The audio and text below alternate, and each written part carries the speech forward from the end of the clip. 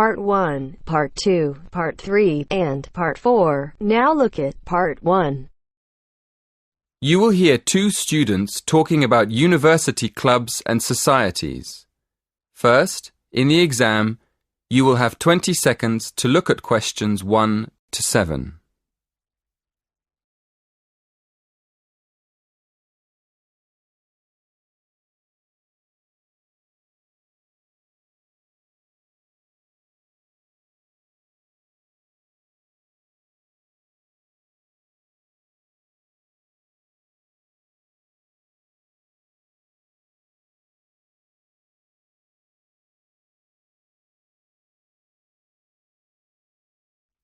Listen carefully and answer questions 1 to 7. Hello, are you the person to ask about joining a club? Yes, I am. What would you like to know? Well, I'm interested in several things, but I'd like to know more about the different clubs and how much they cost. I'm looking for a small club that's not too expensive. Okay. Have a look at this table. You can see the names of the clubs, the fees, and the number of members. I'm afraid they aren't in any order. If you look at the top of the list, the first club is table tennis. That's one of our new clubs. Oh, right. So the table tennis club costs £20. That's quite expensive. Yes, it is a bit expensive. The cross-country cycling club is cheaper, though. Membership fees are only £15, but on the other hand, it's got 100 members. The film and drama club costs a lot, doesn't it? Yes, £50 is a lot, and that's probably why it only has 12 members. Is there any other club you think looks interesting? Look at the next one, street dance. Have you ever done any street dance? No, I haven't really. It's the cheapest. It only costs £5. Okay. Shall we start with your interests? What do you like doing best? Well, I like photography. I've got a professional camera, so I take it quite seriously. But I can't really imagine belonging to a club to take photographs. I usually go on long walks on my own and take photos. So I like photography, but I wouldn't want to join a club to do it. Okay. So what else do you like doing?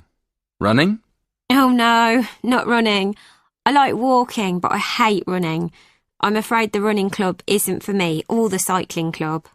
And film and drama? No, it's far too expensive. But I do like yoga. I've practiced yoga on and off for years. How many members does the yoga club have?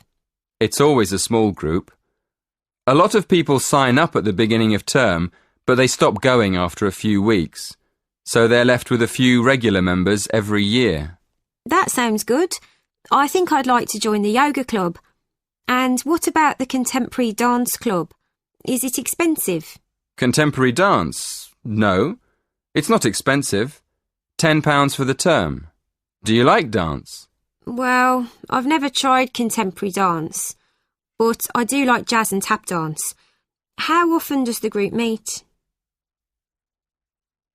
Before you hear the rest of the conversation, in the exam, you will have 20 seconds to look at questions 8 to 10.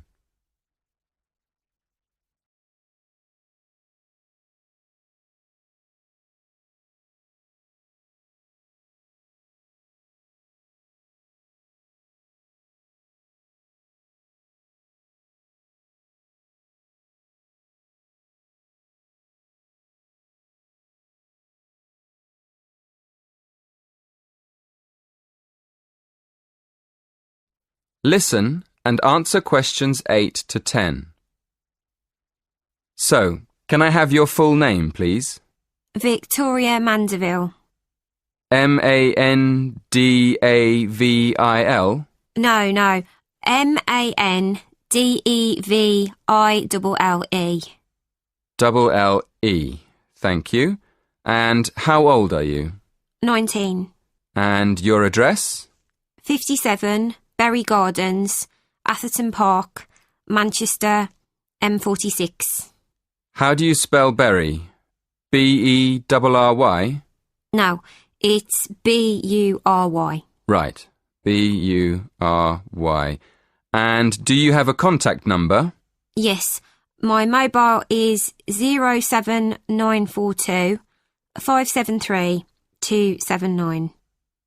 07942 573 279.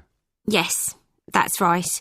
Is that all? One more thing. Do you have an email address?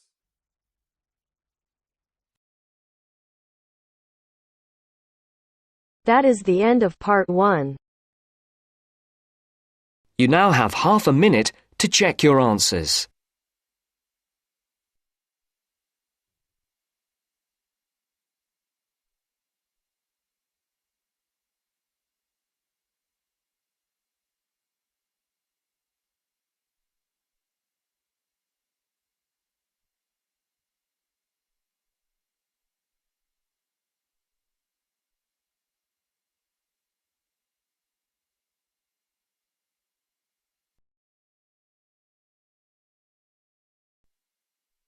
Now turns to part 2. Part 2. Listen to the conversation between two students, John and Carol. They have a list of the names of authors whose books have been given to the library. They have to classify the authors as writers of cookery, sports or travel books. First, you have some time to look at questions 11 to 15.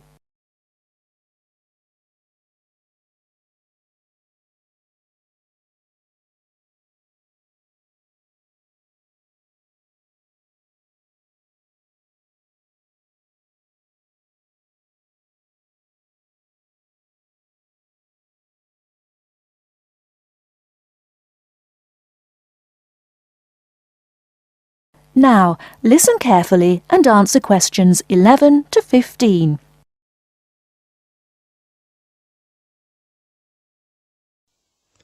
This is a great collection of books, isn't it? Very impressive.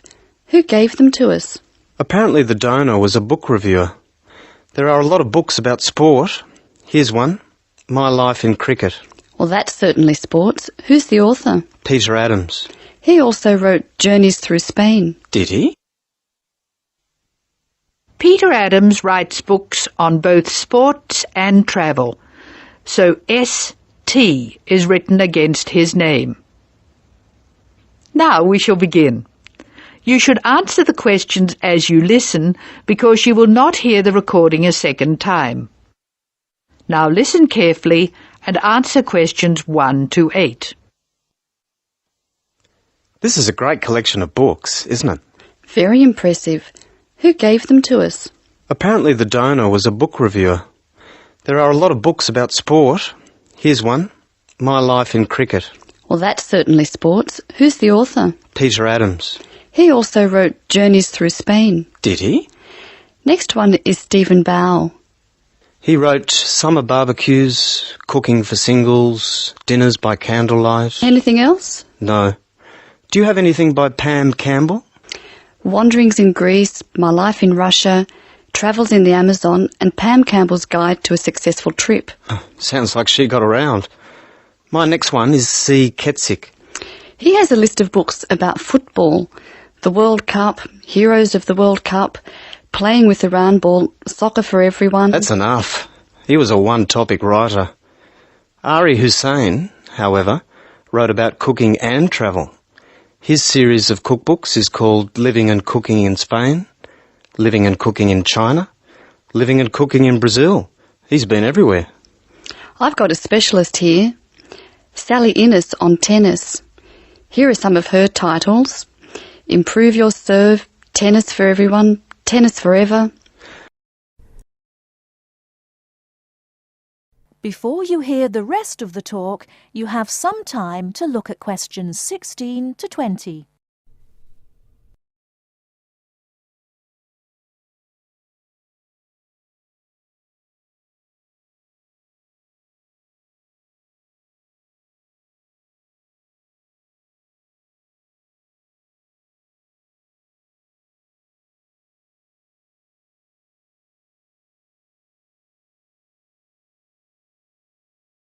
Now listen and answer questions 16 to 20.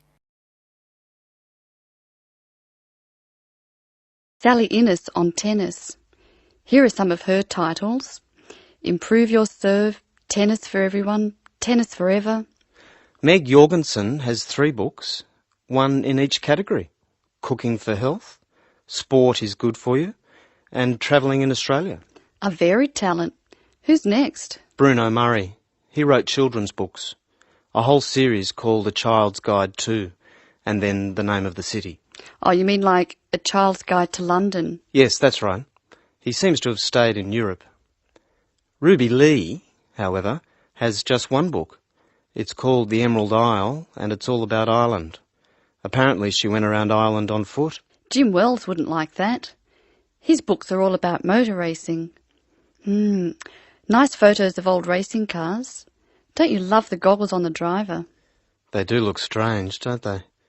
I think we're nearly finished. What did Helen Young write? Summer menus. Food for thought. She also did a book of Chinese recipes. Cantonese, I think. OK, that's dealt with the first box. Let's stop for a minute. That is the end of part 2. You now have half a minute to check your answers.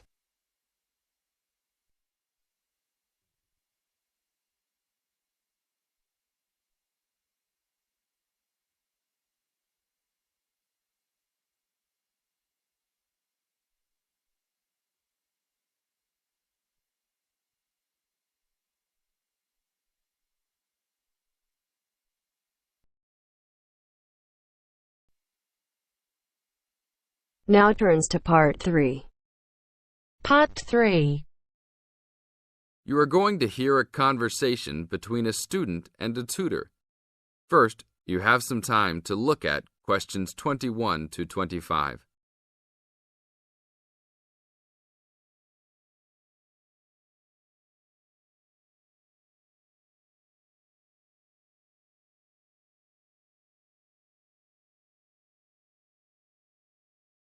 Now listen to the tape and answer questions 21 to 25. Hi, Brad. I was wondering if you have time to answer some of my questions about my upcoming test. Sure, no problem, Jeff. What is it that you're having problems on? Well, it's for my English final. We have to prepare a 5-minute speech to present in front of the whole class, including the professor. So I'm a little bit worried. Is there any specific topic, or can you do it on whatever you want? It has to have something to do with the origins of English literature. I'm thinking of doing it on Shakespeare, but I bet many other students will have the same idea. That's fine. Don't worry if others are doing the same thing. As long as you do a good job, that's all that counts. A good professor will grade all students fairly. You really think so? I suppose Shakespeare is the most famous author, so it should be fine. Besides, Shakespeare has so many works. You only have to choose a couple of them and talk about those. I guess you're right. Do you have any advice about how to prepare a speech? First, you need to select your topic. Have you done this yet? Yes, I have lots of information on Shakespeare. Good. Next, you should do a research on a specific topic. Do you have a deadline for which to turn in your speech topic? The deadline is next Tuesday. So you should have a detailed outline of what you will say by then. Do not just turn in a piece of paper saying Shakespeare on it. That will not give your professor any idea as to what you will be talking about. OK. So you think I should write out an outline of my speech? Of course! Writing your speech out in outline form is essential. No one could give a speech from scratch. Even the president must refer to his outline when giving a speech. An outline will give you a good structure to base your speech on. Now look at questions 26 to 30.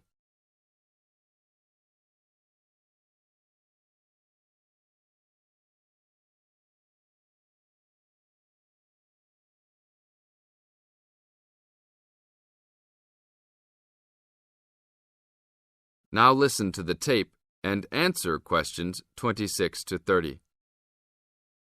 That's true. I was thinking that I would do an outline last, after I figured everything out.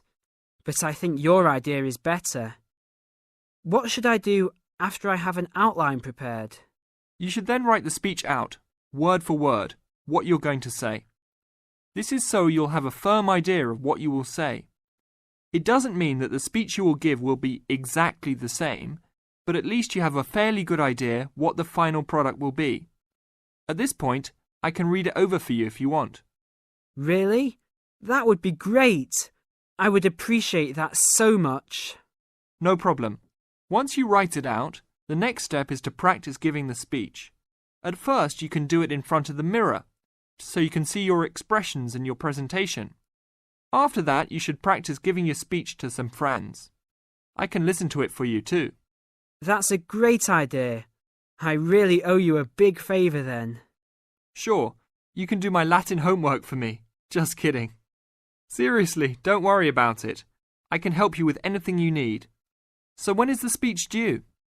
Well, the speech topic is due next Tuesday. The speech itself will be due next Friday. I can help you any time you want because I have no tests this next week. Besides, I'm an English major and Shakespeare's one of my favourite authors, so helping you out will be no big deal. Thanks so much. Well, I'm going to the library to get started on all this. I'll call you tomorrow. See you tomorrow then. That is the end of part 3. You now have half a minute to check your answers.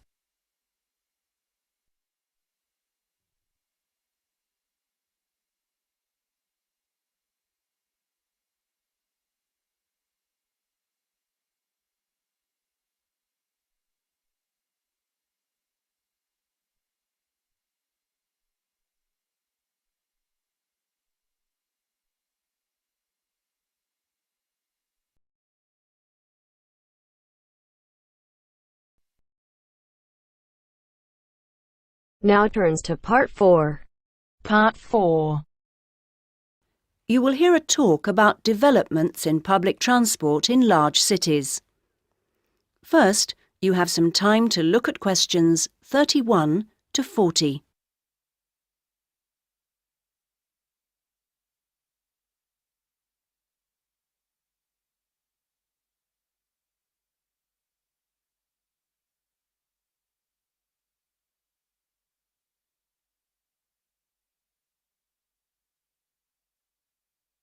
Now listen to the first part of the talk and answer questions 31 to 34. That big cities around the world are getting bigger is a clear trend. This situation is going to make the issue of transport increasingly important.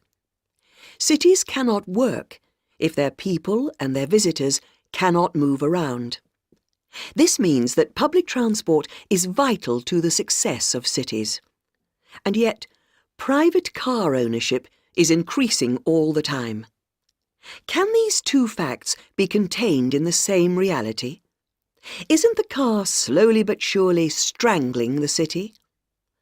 But we must acknowledge it does have genuine benefits. Having said that, the fact that car owners can escape to the mountains is of little relevance to the issue of daily city life, in which we need to do things like ferry heavy shopping and luggage around, something the car, of course, is invaluable for. But the so-called family car is rarely occupied by a family, just a single driver taking up a lot of road space. It's not only the car that clogs up our roads, of course. Trucks are heavy, noisy and smelly intruders.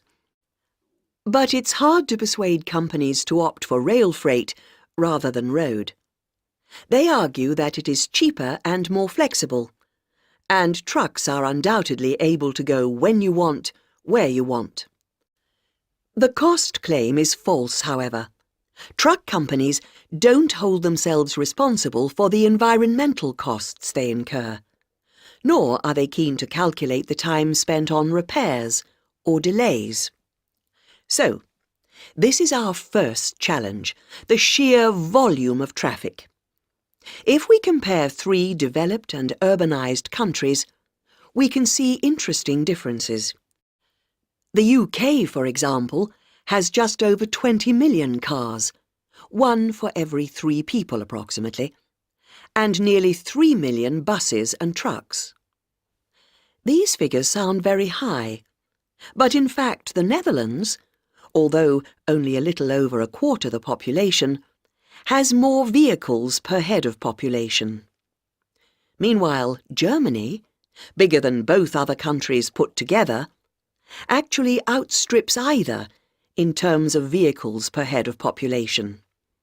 Now, there is no correlation between these figures and the percentages of journeys made on public transport.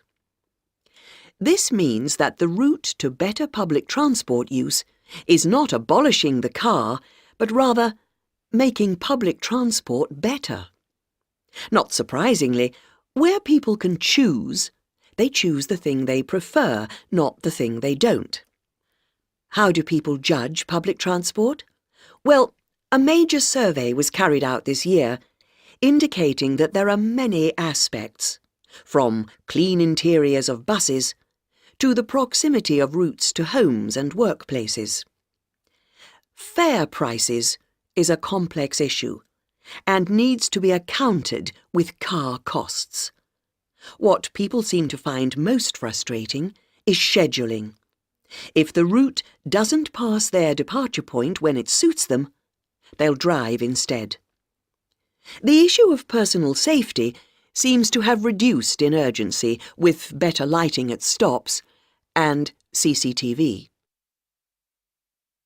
Now, various measures are being taken in a number of major cities, all designed to increase the appeal of public transport and thus to persuade car users to leave their cars behind and free up the city's roads. Among these is bringing in smart cards. These are purchased in advance and mean passengers spend less time waiting to buy tickets and board buses and trains, particularly when switching across transport modes within the same journey. Another initiative is the use of computers in managing scheduling with greater efficiency. But such logistical measures are not sufficient in themselves, and indeed the benefits that they bring are often less apparent to passengers than to transport managers. From the passenger's point of view, the fact that buses are becoming more comfortable is significant, because it brings them more in line with the car. Delays and diversions are, of course, deeply irritating for passengers. Even if these can't be eliminated, ensuring that passengers have more detailed information available to them will help to reduce their sense of stress. We often associate public transport with inner-city travel, but of direct benefit to passengers are systems such as taxi sharing and dial-a-bus, which provide more flexible options for suburban journeys. And finally, nothing really significant can happen without a shift in people's mindsets. The way we travel is an expression of our values about many things. Companies operating public transport are slowly but surely finding it possible to sell their services as a public-spirited alternative to the car, as awareness of environmental issues has increased radically in the last few years. Overall, then, this combination of steps and changes has a good chance of shifting the city out of the car and onto the bus and train. That is the end of part 4. You now have half a minute to check your answers.